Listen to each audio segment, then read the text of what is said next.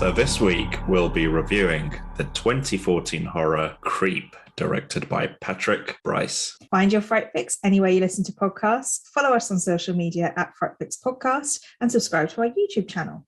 So before we continue, just be aware that we're going to be discussing this movie in a lot of detail and there'll be lots of spoilers. So if you haven't already watched it, please do watch it on Netflix. Well, it's available on Netflix in the UK, but you don't have to watch it on Netflix. But yeah, watch it first and then come back. Other providers available. Okay, so I'm going to try and do a summary of this film. I mean, we were just saying before that it's only an hour and 20 minutes. Very short movie. Yeah, it's really short. So, but to be fair, quite a lot does happen in that time, I think. So this film is a found footage film. Yes. So it's all from a single camera that is held by one of our two characters, Aaron. Aaron is a videographer, struggling slightly to find work. So he puts an ad on the internet to do any filming. And a man offers him quite a lot of money to come and film him for the day up in the mountains. Yeah. And this man's name is Joseph. So the film starts with Aaron. He's kind of filming himself as he's driving, and he's kind of wondering what this man wants him to film, because he was quite, ambiguous. And he was saying, I need you to just film me for the day and you'll get paid. And that's it. I just need 8 hours of your time. So he gets all the way up the mountains and he finds the house and he walks up to the door and he knocks on the door and there's no answer. So he kind of, again, he's talking to the camera and he's saying, I wonder where this guy is. Maybe he's forgotten, all this stuff. And he says, okay, it's safer for me to just wait in my car because he doesn't want to just be standing on a random guy's doorstep for ages. So he waits in his car and he's kind of using his camera and he's just looking around, and then suddenly this man just appears out of nowhere, and he's like, hi, really smiley in the camera. And I have to say, I jumped so much when that happened. Oh goodness. So this is Joseph, who's played by Mark Duplass. Yeah. And I couldn't help thinking, this guy looks a lot like Jimmy Kimmel. He does, actually. Yeah, you're right. So I just keep thinking of Jimmy Kimmel playing this crazy psycho in this movie. But honestly, they do that quite a lot in this film, where, because Joseph, as we'll go into, is very weird. And one of the things he likes to do is jump out at Aaron as he's filming him and say, oh, I was only joking. But it got me every single time it happened. And yes. I just thought, I was kind of chuckling to myself because I was like, come on, Celia, you've seen so many horror films. And this isn't even that scary, but it's just those jump scares that kind of got me. Yeah. And it's just these two actors throughout the entire movie. So all we're doing is just tracking these two guys. And I think Aaron, who plays our cameraman for hire, is the director of the movie. Yeah, he is. The director of the movie in the movie and also the movie itself. Yeah.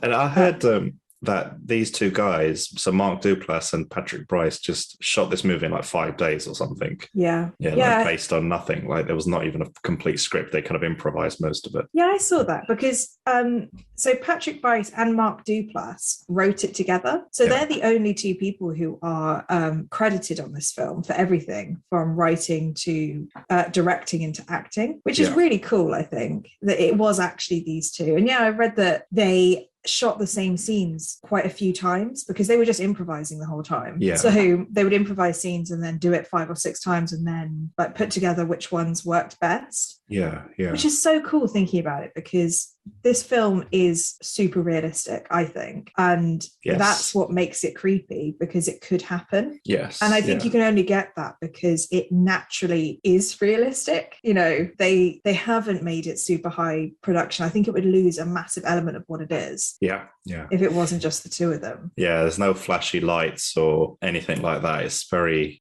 very subdued, and even the camera, the way it shakes around, and the way that sometimes the zooms are a bit uncomfortable. It just feels like a guy's just got a video camera in his hand going around doing this.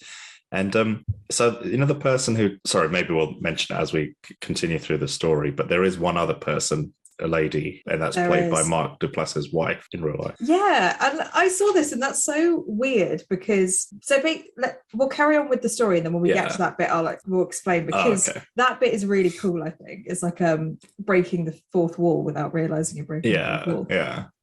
So yeah, the guy, Joseph, he is there. So he jumps out and he says, "Oh, sorry, buddy, didn't mean to scare you. You know, I've just got back from a run." And he says, "Come up, come up, come up." And this is all being filmed by Aaron at the time. And they go up into his house, and this guy seems very disarming. He's just chatting away, you know. A little bit weird that he wasn't there when, you know, Aaron was trying to meet him, but that's fine. And they go inside, and Joseph is just very kind of chatty and pretty normal. And then he suddenly explains kind of why he's wanting to be filmed. Yeah. And he says that he had cancer and that he beat it, and that he's now got a brain tumor, which is inoperable, and he doesn't have long to live, and that his wife is pregnant with their first child, and he doesn't know if he'd ever be able to meet the child. And he wants to film a day in his life so that this child will be able to see what his dad or their dad was like. I think that he called the baby Buddy. And actually, when I heard that, I was like, oh, that's actually a really sweet idea. You know, just to be filmed doing your normal everyday stuff. Obviously, it kind of doesn't turn out that way, but the idea of it sounds quite heartwarming. Yeah, absolutely. It's like if you were in that situation and you had well, let's just say you'd already given birth. Yeah. And your kid was only like a year old or something, or 2 years old or whatever. And they're not fully, obviously at that age, they can't really fully understand what's going on. Would you like film something for them to watch when they're older? Yeah, definitely. 100%, because I love watching videos back of my parents or when I was younger. Yeah. I still love watching those things. And I don't think you can get that sort of feeling from photos. So actually just filming someone doing, and I've always said to my mum, I'd love to have just seen her, like as a teenager or as a young adult, just doing her everyday life. Like, what was she actually like? Like, how did she talk? Like, what did she do around her friends? And, you know, you don't get that from memories or stories or photos. You don't really get that if it was filmed. Yeah, because like with my parents, there's no videos of them when they were younger. And I now and again, I'll get like a photo sent to me on WhatsApp or whatever of my dad when he was younger. And I got this one picture of him with his mates. It must be the 70s. And they're outside a cinema. And the poster on the wall of the cinema is Saturday Night Fever with John Travolta. And it's like, wow, okay. Yeah, because they all had they had their flary pants. And wow, it's such off the time. Yeah. It's I mean, I've thought about doing this kind of thing, like making a video, but I have no idea what I'd talk about, whatever. There's one thing I did is like when my sister gave birth the very first time. Yeah. That day, when her son, I think he was maybe born prematurely, I can't remember, but they had to take him away and kind of like keep him warm under this kind of thing.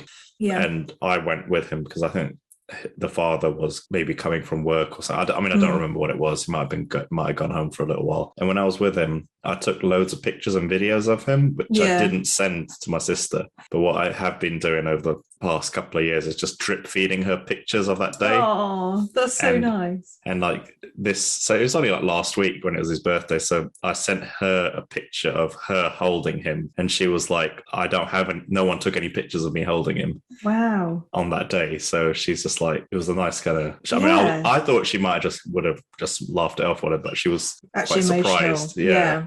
Well, I think it does. It is true. A picture is worth 1,000 words. Like sometimes when you just see something actually there and happening, and especially, I mean, my memory is terrible, so I will forget things. And so being able to video it or photograph it is really, really special. Yeah. So, do you take loads of videos and pictures? Well, I always say that I should take more, and I think everybody does. Like, I always, whenever I get a new phone, which I recently have, I go through this phase of like, right, I'm going to take loads of photos.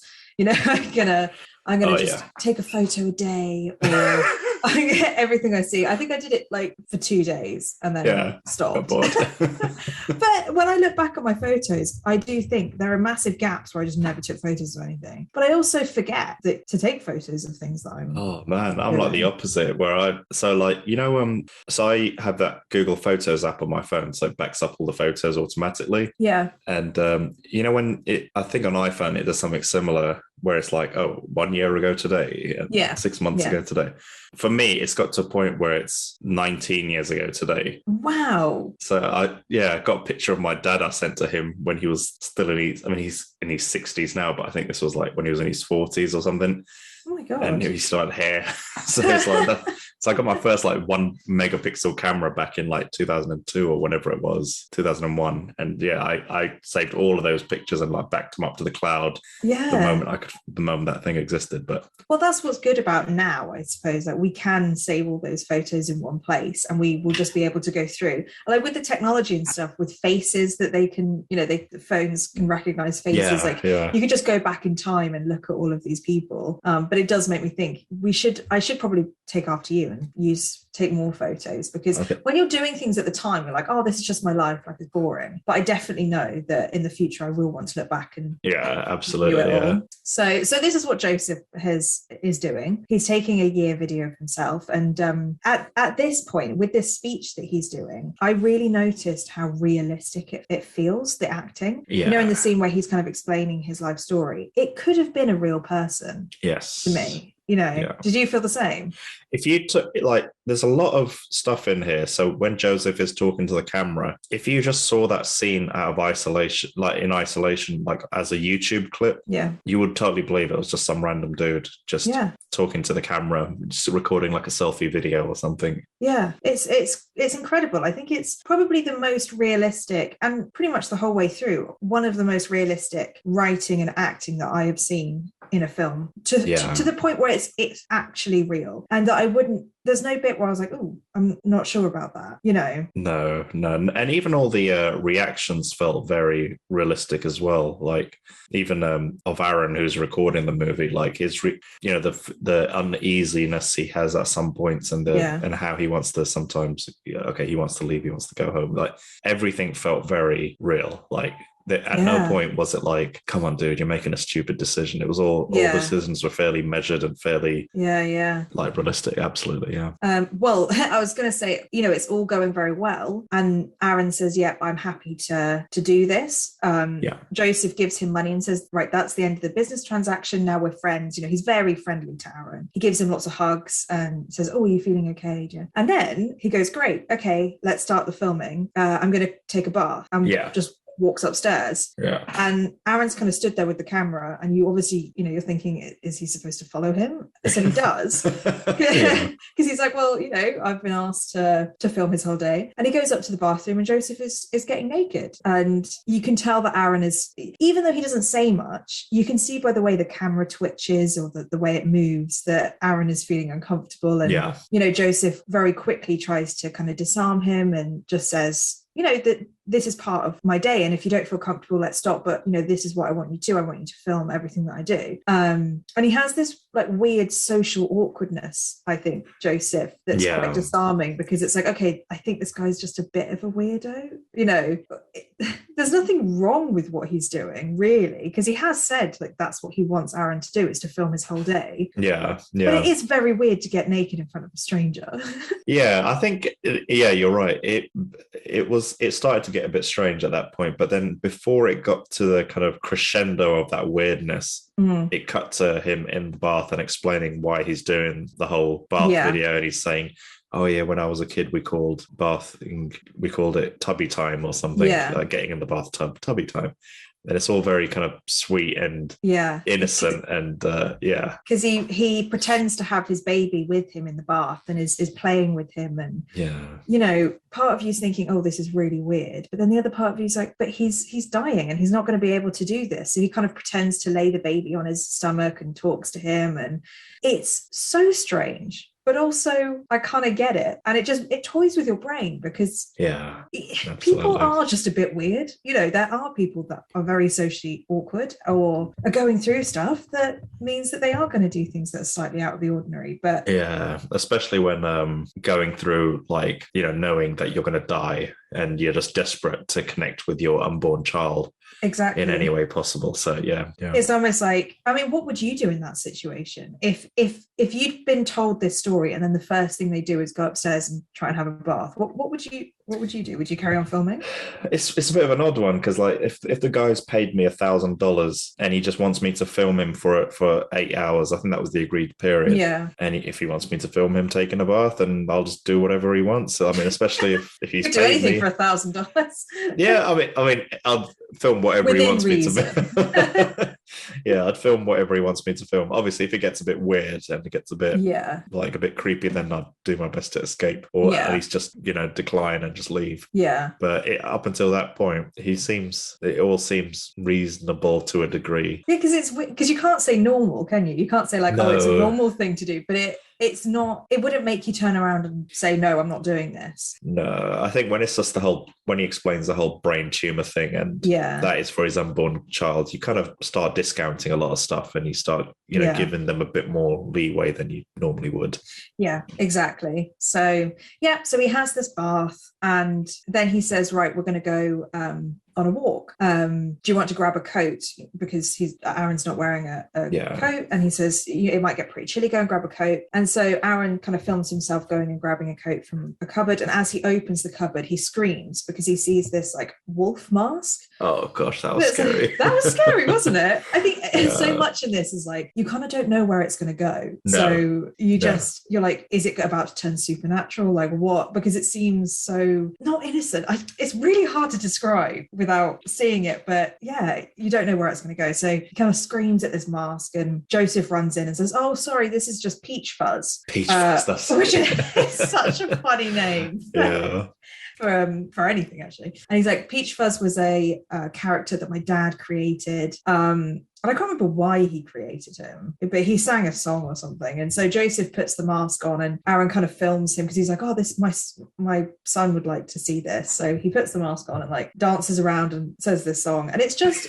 it's like an improvised song, like like a nursery rhyme almost, but whilst he's wearing this terrifying wolf mask. And that, again, that's another scene where it's not overly creepy. He just seems socially awkward, and Aaron's obviously a little bit uncomfortable, but it's fine because this is his job, and he'll film it. But interestingly, they were going to call this film Peach Fuzz. Oh really? That was like the working title for ages, but then they thought, well, what Patrick Brice said, Brice, he said that he didn't want the audience to be wondering what Peach Fuzz meant for ages and not really taking in the beginning of the film. Sure. So he wanted to just give it quite a normal name, Creep, so that you're not really wondering too long. And I get that. Like sometimes when there are weird titles, I'm like, okay, where's the relevance of this? Yeah, but the thing with the title Creep I think has the total opposite effect, where you instantly know that this guy's a creep. There's something wrong with him. But if the title was a bit more ambiguous, then maybe you might potentially go through the movie wondering, oh, is he normal? Is he okay? Is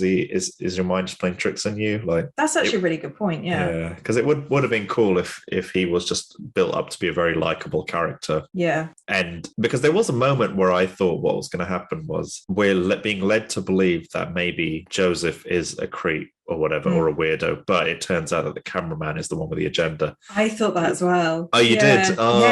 Yeah. But you're right. It's like it might do the film a disservice just to call it Creep. Because but yeah, who's creeping on who? Who's creeping on who? But I mean, up to this point, he's not an overly creepy person, but it is creepy, just the whole scenario, especially because they're strangers. Yeah, they don't know each other, and instantly Joseph's kind of like playing in a Peach Fuzz mask. Yeah. So they go for this walk, and as they're walking, I mean, Joseph is steaming ahead. He's like almost running up, in this trail, and he says, we're looking for this, I don't know how they describe it, like it's like this there was a Spanish phrase they used, but I think it's something like basically they're looking for a heart-shaped lake or something, or pond or something. And he's like, legend says that if only the pure of heart can bathe in the waters of this lake, and then whoever's becomes friends for life, or something like that, something about relationships and stuff. So they're walking, and there's a bit where Joseph kind of runs off and just leaves Aaron looking for him, and he's kind of looking around, and after a while, for looking at him,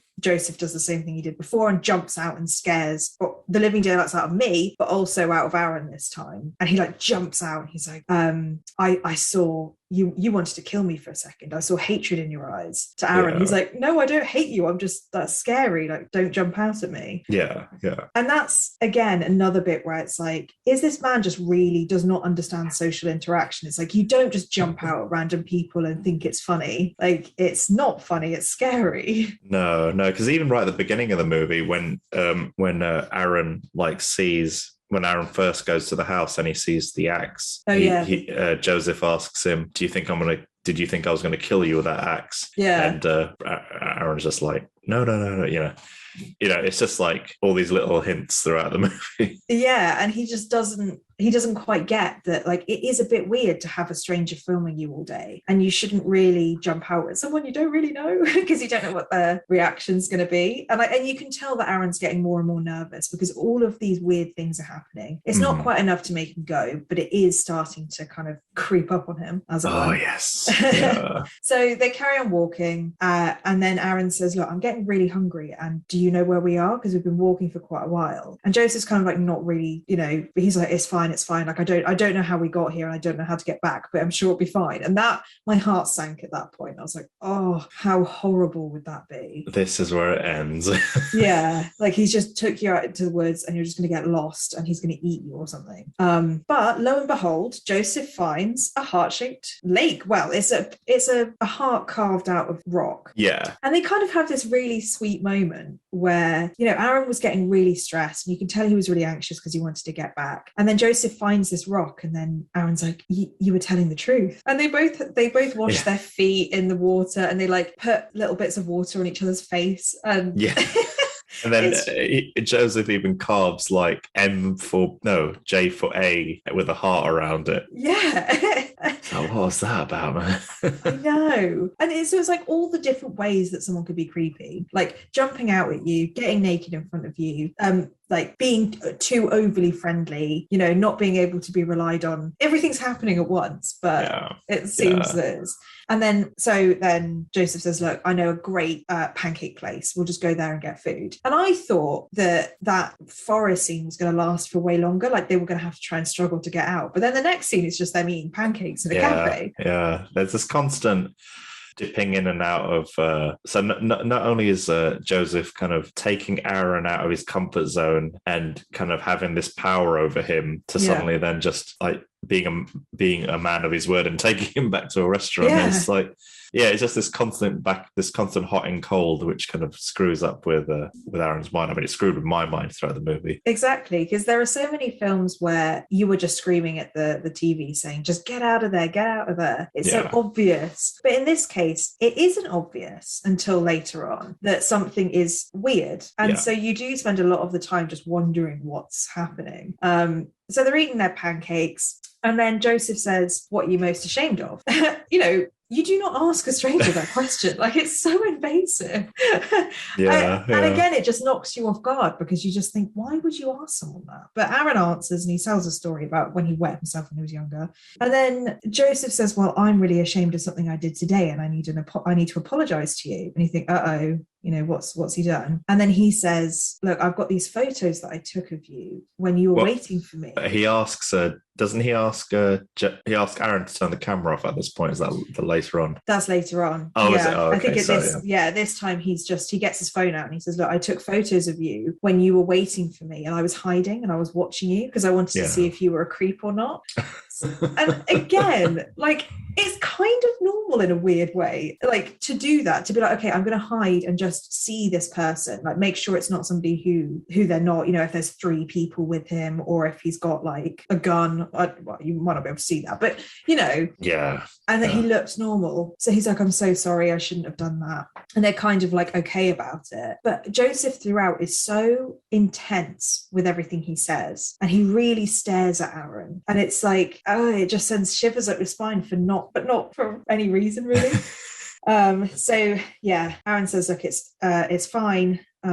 And then they go back to the house after that, and it's dark at this point. And they're walking up the stairs to go to the house, and Aaron says, look, I actually think I should go back. It's getting late. I have to drive down the mountain, and it gets treacherous at night. And Joseph says, well, why don't you just come in for one whiskey? And they're kind of, Aaron's clearly wanting to leave. He's like, no, I think it's time. But Joseph convinced him. So they go in for one whiskey. And they're sitting kind of, and did you notice this bit where, so Aaron and Joseph go to take a drink. Yes. And Aaron drinks, but Joseph doesn't. Like he doesn't actually take the shot. He just puts it down. No, I didn't notice that, but I did notice them both. I think when Aaron goes and tops up the drinks, they both knock it back. Yeah. Yeah. And I wonder whether that because the first time Joseph didn't drink. And I wonder if that was one of those scenes, because, they did it so many times, that they were testing out different things that they could do in that scene. Maybe one time Aaron is the one that, well, that's the next bit, but gets drugged. Or, what if like Joseph doesn't drink or something? And I just think those two bits kind of mesh together by accident, because it doesn't really make sense that... You think so? But it doesn't really make sense that Joseph wouldn't drink in the first one and then does drink later. Yeah, that is true. Unless it was intentional. But yeah, because there are like 3 different endings to this movie that are filmed or something. Yeah. Like this, so, yeah. So maybe this was just an alternate reality where something else happened. But, they have this drink and then Aaron says, I need to go. So he gets up and the whole time Joseph's like, no, just stay for one more drink, But Aaron's like, no, I've got to go. And he's like, where are my keys? I can't find my keys. And then at that point, that was it. That was the moment. Because Aaron, because Joseph hadn't taken that drink, I was convinced that like Aaron was just going to fall to the floor, Yeah, because he gets up and walks towards the kitchen and the camera's still rolling. And I thought that was where he was going to collapse or something. Yeah. And I was so, that's so stressful, because imagine being in that situation. And like, you no can one tell knows where you are. I know, no one knows where you are. And imagine like that panic that sets in. And Aaron's like, because he's such a nice person, you can tell he's trying not to get angry, but he does start to raise his voice. And he's like, where are my keys? And he can't find them anywhere. And Joseph's like, look, you've already had a drink, just stay here tonight. And Aaron's like, not having any of it. He's like, no, absolutely not. Like, I'm going. Yeah. And Joseph's just saying over and over again, like, stay for one more drink. Sounds like, fine. Am I doing it the right way around? Have they had their conversation after? No, because that conversation about... Yeah, because I think the conversation... Oh, gosh, I've forgotten now. I think the conversation about Joseph's secret would have happened by now, I think. Yeah, okay. So before Aaron loses his keys, Joseph says, can you turn off the camera because I need to tell you something? And he doesn't turn the camera off, he just puts it away. So it's a dark screen and you're just listening to them speak. It's all just black. Yeah. And there's the voiceover, yeah. And then I can't quite remember how the story started. Do you? No. So I think it's something about oh gosh, I'm gonna absolutely butcher this, but it's something about his... He finds like animal porn. Yeah, so he notices the internet's very slow at his house. He says the internet's slow. So he goes on the computer and notices there's all animal porn on his laptop. Yeah. And he says, I know it wasn't me, and it's just me and my wife that live here, so it's, definitely my wife's or something. And I don't know if he confronted his wife about it and she denied it or something, but one day he says he's going out to work or something, and he decides to go to the shop and he buys that wolf mask. Or he takes Peach Fuzz mask with him, and then he goes back home and breaks in through the back door. And he just rapes his wife. Yeah. And again, like, this story just comes out of nowhere. I just did not even know which direction that story was going to go in. Like, I had no idea. And then he leaves back out the back window, runs away, and then he without his mask, he just returns home like normal. Yeah. And his wife didn't know it was him, or they never talked about it or whatever. But then he also said that I think his wife was happier or something after that interaction, and he never found animal porn on their computer ever again. Which is just, imagine sitting with a stranger, having a glass of whiskey, and they say something horrendous like that. I mean, at that point, obviously, I think that was probably the first time where it was like, okay, this guy is seriously deranged, because everything else can kind of be explained away. When you say it all at once, it kind of sounds like he's massively creepy, but until this point there was an excuse for it. And then he says the internet got faster again. And it's just like, and also the reason why Aaron's there in the first place is to film him to speak to his kid. Like, he does not need to be saying this sort of thing to a stranger. The kid stuff kind of ended after that bar. I think there wasn't really much else about the kid after that. He just kind of moved on to, and then he gets more and more focused on Aaron, like asking Aaron questions. And like, there's a bit where he says to Aaron, look, I'm really rich and I know you've got money troubles because you've taken this job. Let me give you money. And it's like, two things, what are you most ashamed of? And let me give you money are two things that you don't talk to strangers about. You don't ask personal questions like that. You don't talk about money. But again, all of these things are just like, it's just a weird, very weird person. But then you get to this scene, you're like, okay. And so that's the point in which Aaron gets up and says, look, I need to leave. He's good about it. He's not like, which I was quite surprised. Like, he didn't really say anything to the story. He was just like, all right, okay, I need to leave. He probably didn't want to create any confrontation or make the situation worse than it already is. Probably just wanted to keep it calm. Yeah, but you can feel the danger. Like, you can feel the tension rising. So Aaron kind of gets to the end of his tether and he's like, I need to find my keys. And Joseph says, let's just have one more drink. So Aaron's like, fine. So Joseph goes and sits down and Aaron pours the drinks this time. And he comes back and he's got a big glass for Joseph and a small one for him. And kind of Joseph jokes about it and he's like, oh, whoa. But Aaron says down in one or something, bottoms up. Yeah. And Joseph's like, oh, okay. So he takes the shot. They both take the shots. And Joseph tries to tell another story about something. And he slowly starts to slur his words. And he says, did that shot taste funny to you? Like, my mouth is feeling weird. And Aaron's like, no, it was fine. It was fine. And then it cuts to Joseph is just flat out asleep. He's knocked out. He's knocked out. And I thought, this is the point where I thought, is Aaron the creep? Yeah. The cameraman was the creep all along. Yeah, because, he's just drugged this man. Yeah. And he starts. No, go on. No, I was going to say he starts looking through his pockets and he gets his phone and stuff. And I'm like, is he there to steal stuff?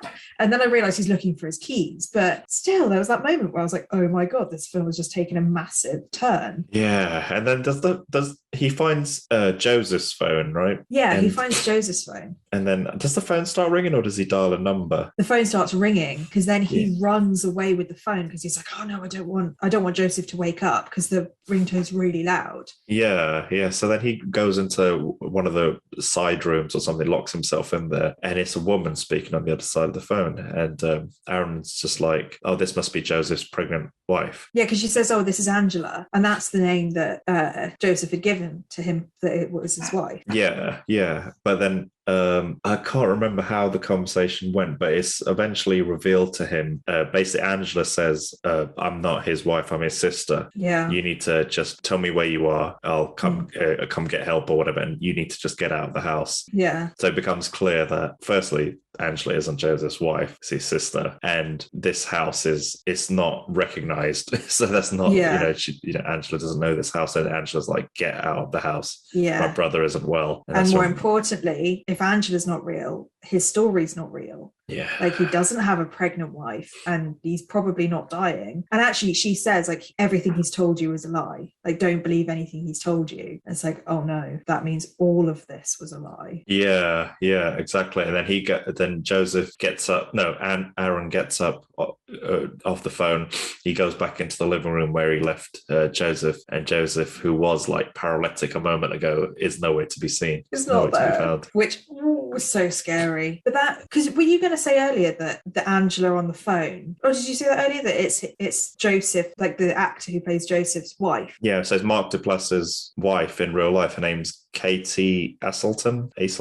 Which I think is such a cool, like, little fact about it. It's as realistic as you could probably get. I mean, literally just three actresses or three performers in this entire movie. And but it also makes me think, once I listened to that phone call, I was like, okay, well, was his story about what he did to his wife, what he actually did to his sister? Because the peach fuzz mask is real. Like, did he break into his house and assault his sister? Ooh, don't know. Like, now you're tearing away the layers. Maybe it's right. I didn't even think about that. But it could all be fake because obviously he's an absolute maniac. So at this point, it's fairly obvious who the creep is, and Aaron just needs to get the hell out of there. But he still hasn't got his keys, right? Yeah, no, he doesn't have his keys. No, so he's like wandering around the house looking for Joseph, and then I think eventually he, after going around the house, Aaron goes onto the balcony or the deck or something, and Joseph just pops up out of nowhere, and they're just talking. I think Joseph starts to recognize that he isn't well or something's up. Yeah. And then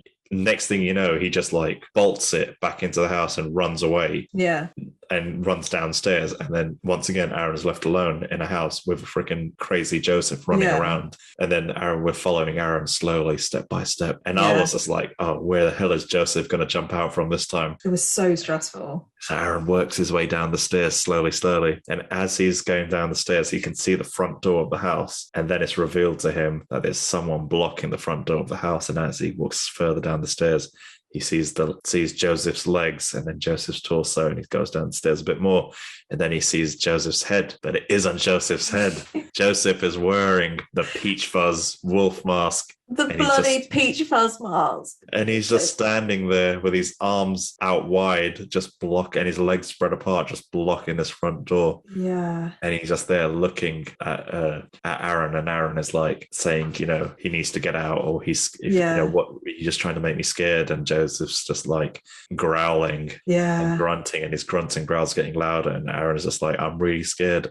Please get out of my way. I need to get out of here. If you're trying to make me scared, you've succeeded. I'm terrified. It's working. Yeah. And then next thing you know, Aaron just runs towards Joseph, and then the camera cuts to black. Oh, that scene was so scary. It was very scary, yeah. Because, I mean, the way you just described it then, like, it's scary just thinking about it. Like, it's all well and good being creeped out by someone when you know that they're probably not a threat, or you can just say to yourself that they're not a threat. But as soon as that person becomes a real threat, that's something else. And I think while he was standing in front of the door, Aaron's like, are you trying to scare me? And then he slowly starts nodding. And it's just like, oh, it's the only thing I can think that works for that scene. And then is the next scene. That's just the next day, isn't it? And Aaron's home. Oh my goodness. This really kind of got me, where I was like, so you just see the camera's just pointing out into the forest, and it's silent. You don't see anything. And then next minute you see Joseph dragging these bin bags out into the middle of the forest, and then he just starts digging, and it's like this shot just plays out for a couple of minutes or something, and I'm just thinking, wait, he's killed Aaron, and clearly Aaron's body parts are in these bags that he's trying to dig up and bury. And I'm thinking, wait, we're only about halfway through this movie, it can't be finished already. And then this bait and switch happens, where you realize what you were watching was footage on Aaron's laptop, and Aaron's like, Joseph sent me this footage on a DVD or whatever. So he's filming the footage, so it looks like from our perspective that's what's happening, but then he pulls the camera away and turns it to his own face. Yeah, and Aaron's like, very clever. That was really good. And that scene reminded me very much of kind of like Hereditary and Midsommar, where they have those quite long scenes where not much is happening, but it makes you think for a while, because he's digging this, like you say, for quite a while, and you're thinking, is that Aaron? Yes. Like, is he now filming his own film? Like, what's happening? Because he's still filming something. Yeah. And I do think that some films do that really well, where they do elongated bits of footage, and this is one of them, because you have to have time to make up your mind on what's happening. I mean, I never guessed that that's what it was that it was just Aaron filming a film. So I thought that was pretty cool. Yeah, absolutely. So then by this point, Aaron's back at home, and he starts receiving like a number of gifts from so the Joseph. The first is the video, and he's like, I don't know if this is supposed to be a sign. Like, is he trying to say that he's going to kill me? He's going to come after me? Like, what does this mean? Yeah. Is it at this point where Aaron contacts the police? Yeah, so he gets the box first. What was in the box? So he gets this big box, and that he drags it inside. And so Aaron knows it's from Joseph. So he films himself opening it. And the first thing is a knife. It's just in the box. And then the second thing is like this wolf teddy bear. Yes. With a CD. And then it says, watch me or something on it. So he puts the CD in, and we can hear it, but we can't see it. So we're watching Aaron watch something. But all we can hear is Joseph's voice, and he's explaining how he's always wanted to be a wolf, because like, I can't really remember what the reasoning was, but he was like, they're really I saw a wolf in you when I scared you in the forest, like you looked like you wanted to kill me, but you also have a soft heart and all this stuff. And then he's making hints that like there's something in the wolf teddy that he needs to get out, so he's like, use the knife to get my present out or something. And this whole time I thought it was going to be like a bloody heart or something. Did you? I had no idea what was going to be inside it. And the fact that Aaron just does it, like, he doesn't really hesitate that much. He's just like, okay. And he just stabs this. Well, actually, I don't think he even uses the knife. He just rips the wolf apart. And he finds this locket inside, a heart-shaped locket. Oh, dear. And he opens it, and it's got a picture of him and a picture of Joseph in it. Yeah.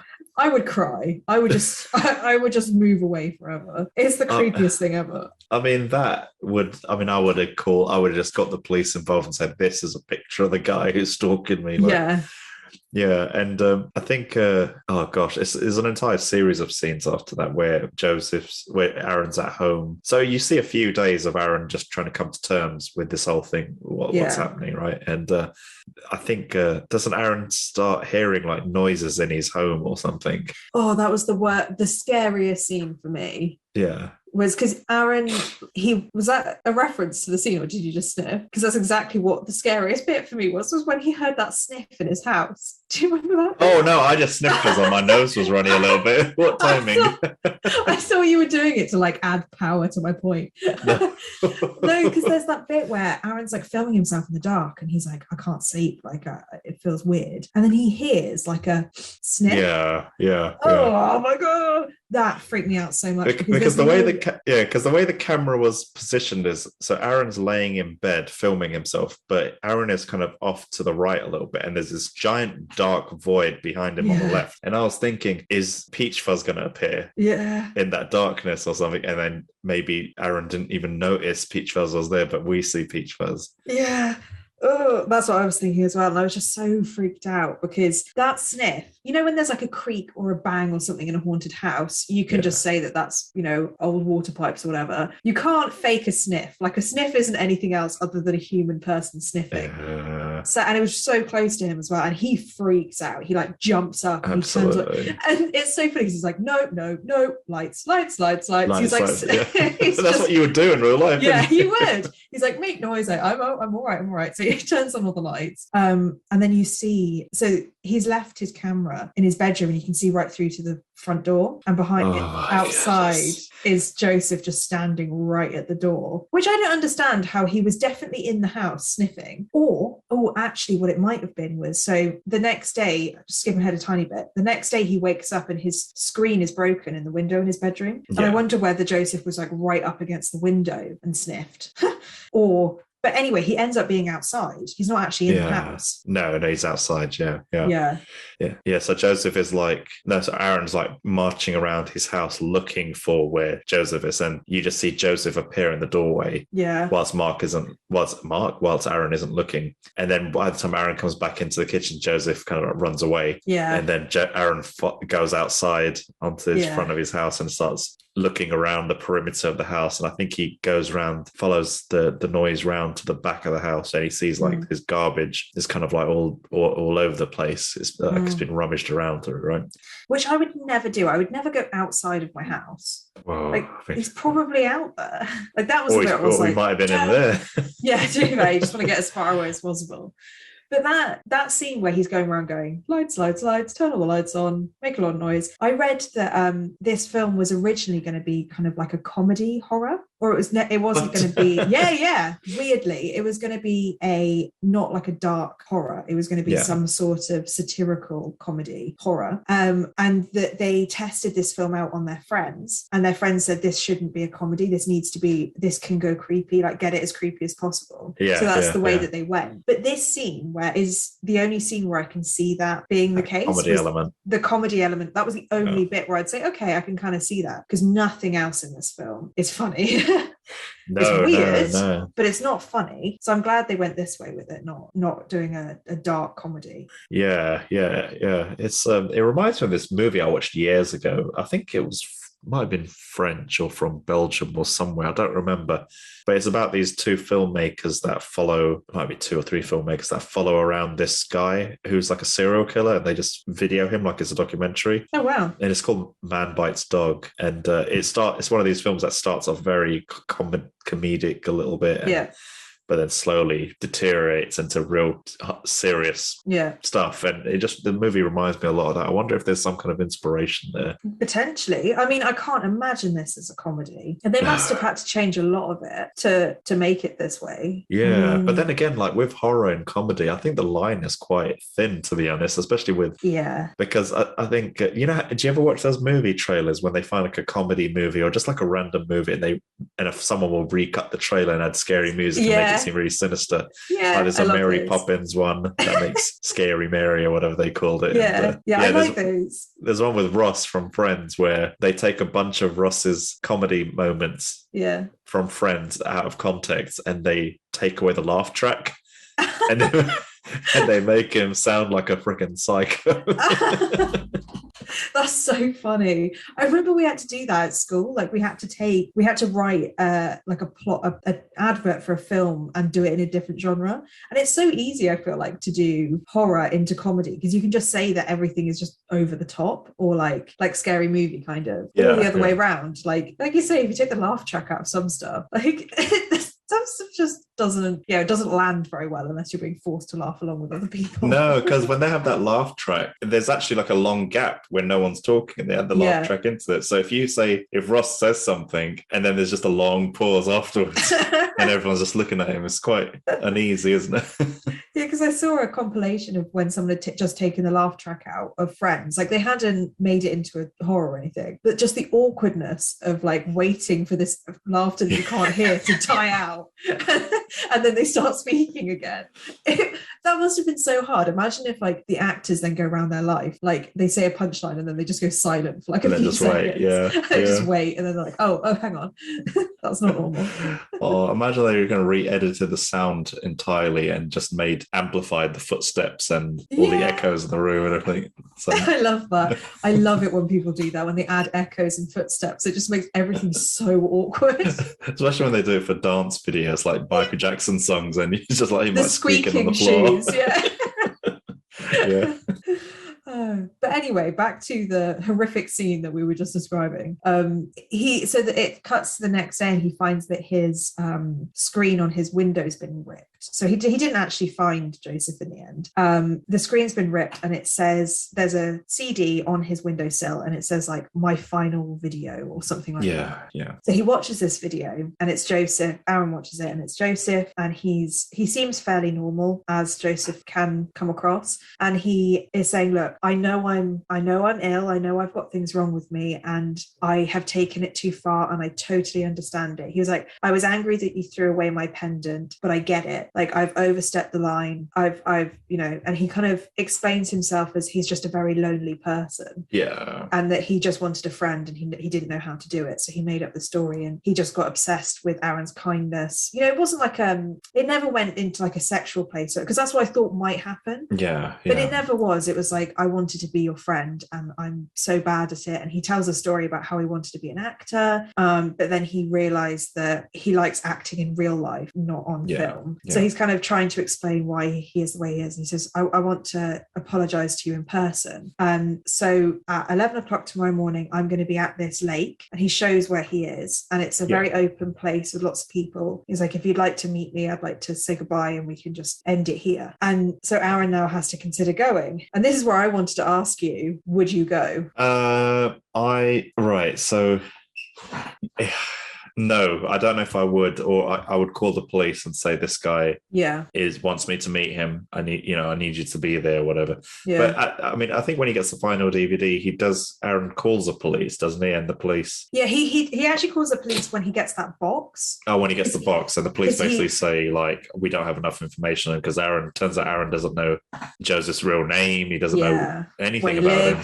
Like he doesn't know anything, so there's nothing they can really do. Yeah, because it turns out that house was a rented house. Yeah. So I don't think I would go, and I think I would, if I was to go, I would make sure the police came as backup. Yeah. So they could get this guy. Yeah. There is part of me that's like, if you don't go, does that just make him more angry? Because like he's so volatile. Yeah. You know? Because he was like, oh, it's a public place, it'll be safe and whatnot. And what about you? Well, I don't think I would go, but I'd also be really, really scared that he would come back because he's so angry. I mean, the weird thing is, like we said throughout, that video that he sends at the end does kind of explain why he's being the way he's being. Because when you take everything into account, he's just really creepy. Like it's just really weird. And part of you is like, is this just a very troubled person that you need to think of as a mental health crisis, not as a villain? And I think that's what this film does really well. It's like this person isn't a monster. Like you've got, Michael Myers, who is just a killing machine. Yeah. Like he doesn't have anything behind him. That is his role in life, is just to kill people. Whereas you've got Joseph in this film, which is like he's got so much wrong with him, but is he dangerous? We don't know. You don't know how dangerous he is. Yeah, I think that so like in reference to your point, it's like the thing with like Michael Myers and people like that is you kind of know what to expect. They're just killing machines, as you said. But what makes Joseph even more scary is you have no idea where you stand with him. You have no idea. It's a constant roller coaster of, is he just troubled or is he a psycho? Like, you just don't know. And I think that's what makes it more scarier, just the uneasiness, the unpredictability. And that's what makes it more realistic, I think, because you do come across people in life, obviously not to the extent like this, but you do meet people and you think, this person really creeps me out a little bit, but why? I'm not sure. And like, this is probably the most natural villain we've come across in my eyes, of like, I could imagine this happening to me, not in this scenario, but I can imagine meeting someone like this and not knowing how to act. And I think that's why, even though I didn't agree with Aaron, so Aaron does go and meet him, even though I wouldn't do that myself, I get why he did it, because he's just taking the other approach of, potentially it could get worse if I don't, or that, I feel like he's turned a corner, or whatever it might be. He does eventually decide to go. Yes. And so the final scene of the film, Aaron turns up to this lake and he puts his camera on his dashboard and decides to walk over to a bench that's facing the lake and wait for Joseph to arrive. And it's quite a long scene, because Aaron's sitting there, he's looking over the lake. You can hear a lawnmower, you can hear people playing, this is a public place, but all you see is Aaron on a bench looking out over a lake. And and then you see Joseph come up behind Aaron very, very slowly in a long coat and a peach fuzz mask. Oh dear. And Aaron can't see him because he's looking out over the lake. And this is another long scene where Joseph is walking slowly up behind him, and then he does this kind of flourish where he throws his coat back and reveals an axe, and he slowly lifts the axe above his head. And at this whole time there's a mower mowing, there are children laughing, you can hear the sounds. Aaron's not moving, he's obviously just lost in thought, and Joseph takes one big swing and hits Aaron on the top of his head with this axe. And you see it. I was expecting it to cut out just before he hits him on the head. You see it, you see the after. So then Aaron slumps to the side, and then I was in total shock when this happened. I was like, it was so realistic as well. It was so realistic. I don't know how they did that. A part of me has an idea of how they may have done it. My guess is, or how I would achieve it if, like, say the two of us were making that scene. Is I would first shoot that same scene with maybe me sitting on the bench, and then I would leave that bench and maybe just put like a dummy there.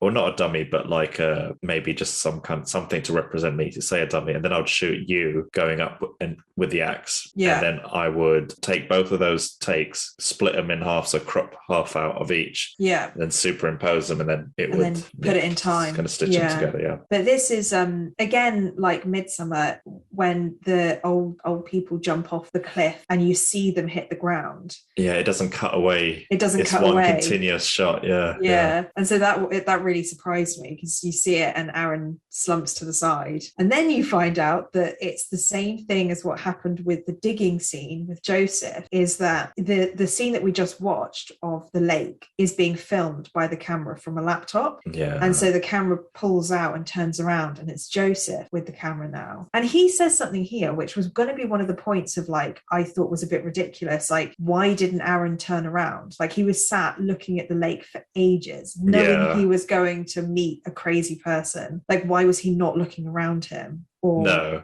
But that's what Joseph says in this scene. He's like, I've been wondering for ages why you never turned around. And it's just like, they got into our heads. Like, they know what we're thinking because they've built this up so well. And he's kind of explaining, like, and I realized the reason you never turned around was because you were so trusting and you were so kind, and that's why you'll always be my favorite, or something like that. He says something like, that's why you're the best person ever, or something weird. He's being really nice about Aaron. He's like, you're the best. And then it cuts to the final scene, which is Joseph is just filming the floor as he walks, and he's on the phone to somebody, and he's essentially setting up this to happen again with someone else. Well, he's not Joseph anymore, he's Bill now.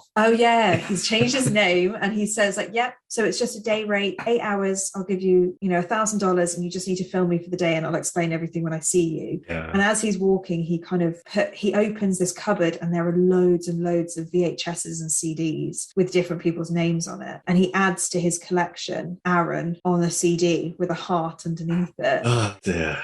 And that's how it ends. So he's done this to a lot of people. I think we've probably made this episode as long as the movie was. Because it was a short movie. This could have just been a director's commentary on the movie.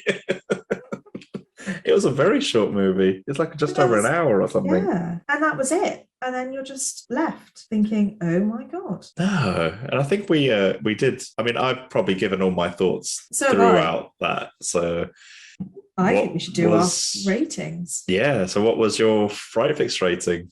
Well, I mean, I don't think we've seen anything like this before. No. This was very different. Only having 2 actors, only, found footage we've done with The Visit. The Visit, yeah. But that's it. And this is like even more found footagey than that, I think, because it feels a lot more raw. The acting was incredible in this, like really, really good. And the story as well was so well thought out. I was hooked. But I just feel like this is a different caliber of horror film. Like it sits in its own genre because it's so short, because it's maybe because it's an independent one. But there are so many factors in here which I think I would recommend any kind of horror fan watching it. And to be honest, even people who are not fan of like super scary, maybe. I mean, there are quite a few jump scares.